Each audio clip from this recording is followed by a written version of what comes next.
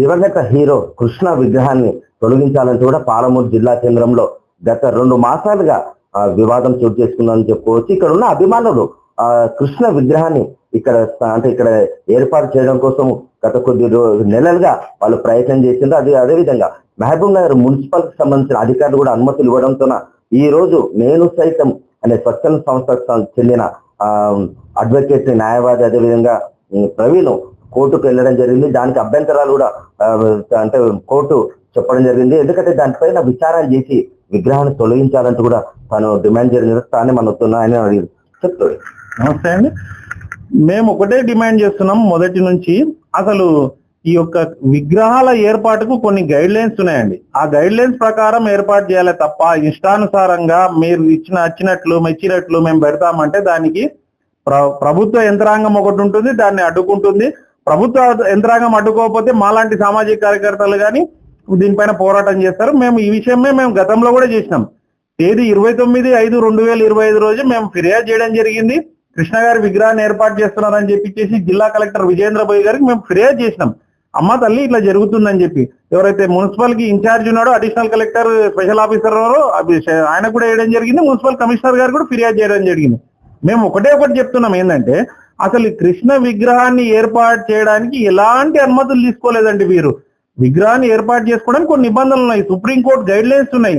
GO number 18 చెప్తుంది అసలు ప్రధాన కూడలి వద్ద కానీ డ్రైనేజీల వద్ద కానీ ఫుట్పాత్ల వద్ద కానీ విగ్రహాలు ఏర్పాటు చేయొద్దని చెప్తున్న నేపథ్యంలో ఈ అన్ని నిబంధనలను తుంగలోకి దొక్కి ఎలాంటి అనుమతులు లేకుండా తేదీ 31/5/2025 రోజు కృష్ణ విగ్రహాన్ని ఇక్కడ ఆవిష్కరించడం జరిగిందండి. మా ఫిర్యాదు మేరకు మున్సిపల్ కమిషనర్ మహబూబ్నగర్ గారు స్పందించి 30/5/2025 రోజు వీళ్ళకి నోటీస్ ఇస్తే నోటీసును సైతం ధిక్కరించినటువంటి ఈ యొక్క కృష్ణ అభిమానులు ఎవరైతే ఉన్నారో ఈ మున్సిపల్ కమిషనర్ మహబూబ్నగర్ గారు ఇచ్చినటువంటి నోటీస్ అండి. నోటీస్ లో క్లియర్ గా మెన్షన్ చేయడం జరిగింది ఈ దానికి అనుమతులు లేవు, దీన్ని ఆవిష్కరించొద్దని.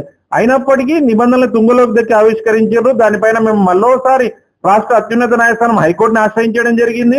మేము మా యొక్క ఫిర్యాదు మేరకు మా యొక్క కేసు నేపథ్యంలో హైకోర్టు మధ్యంతర ఉత్తర్వులు విడుదల చేసిందండి. గౌరవ న్యాయస్థానం హైకోర్టు ఏదైతే ఉందో ఆ యొక్క మధ్యంతర ఉత్తర్వులో క్లియర్ గా చెప్పింది ఈ యొక్క ఆవిష్కరణకు సంబంధించి మీరు ఎలాంటి అనుమతులు తీసుకున్నారు, ఏం జరిగిందంటే మున్సిపల్ కమిషనర్ సంబంధించినటువంటి స్టాండింగ్ కౌన్సిల్ అక్కడ ఏర్పాటు చేయడం జరిగింది. ఆయన చెప్పడం కూడా జరిగింది ఏమని మాకు సంబంధం లేదు, మేము నోటీస్ ఇవ్వడం జరిగింది, దానిపైన ఇప్పటికే ప్రాథమికంగా చర్యలు తీసుకున్నాం, తదుపరి చర్యలు కూడా తీసుకుంటామని చెప్పడం జరిగింది.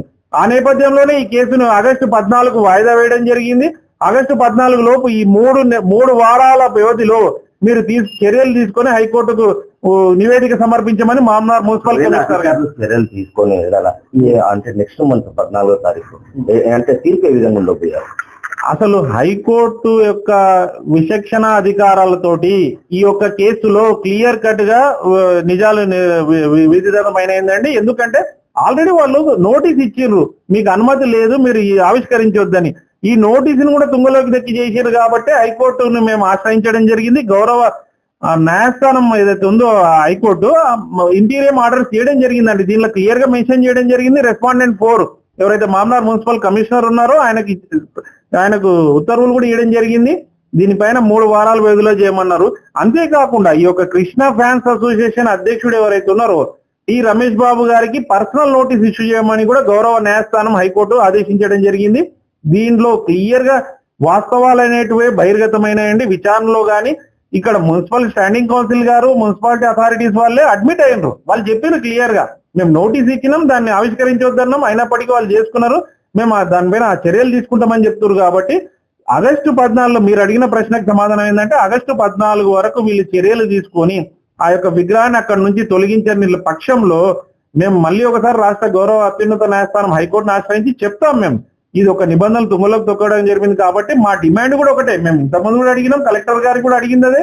ఆ యొక్క విగ్రహాన్ని ఎలాంటి అనుమతులు లేని విగ్రహాన్ని అక్కడ నుంచి తొలగించాలి, డిమాలిషన్ చేయాలి, లేకుంటే రిమూవల్ చేయాలని మేము అడిగినాం. మా యొక్క విజ్ఞప్తి మేరకు మా ప్రేయర్ మేర హైకోర్టు గారు గౌరవ హైకోర్టు గారు మాకు సానుకూలంగా తీర్పిస్తారని మేము ఆశిస్తున్నాం. ఇది రెండవ పరిస్థితి. దివంగత నేత అదేవిధంగా హీరో అయిన కృష్ణ విగ్రహం పాలమూరులో ఉండాలా తీసేయాలా అనే వివాదం మరికొద్ది రోజుల్లో ముగిసే అవకాశం ఉంది. ఎందుకంటే ప్రస్తుతం ఉన్న ఎవరైతే హీరో కృష్ణ అభిమాన సంఘం అధ్యక్షుడు అయితే తాను కూడా తన అభిమాన సంఘానికి రాజీనామా చేస్తానంటూ కూడా మనకి ఇప్పుడు సమాచారం ఉంది. ఏదేమైనప్పటికీ ఈ వివాదము వచ్చే నెల వరకు ఆగాల్సిందే. మహబూబ్ నుంచి మన తొలి వెలుగు కోసం మీ మధు.